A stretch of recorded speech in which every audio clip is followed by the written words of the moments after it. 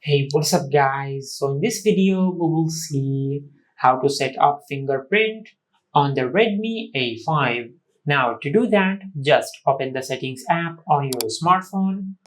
Now from here, just scroll down and tap on security and privacy. From here, just scroll down and tap on device unlock.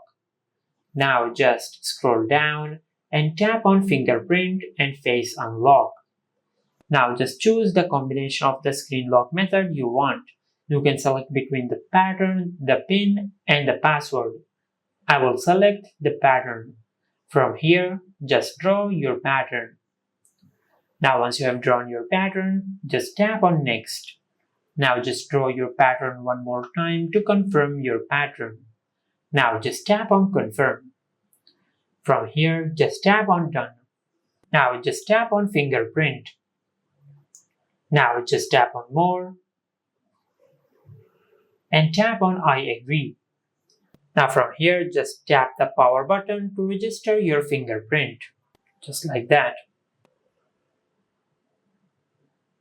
Now from here, just tap on done. Now as you can see, we have successfully added our fingerprint.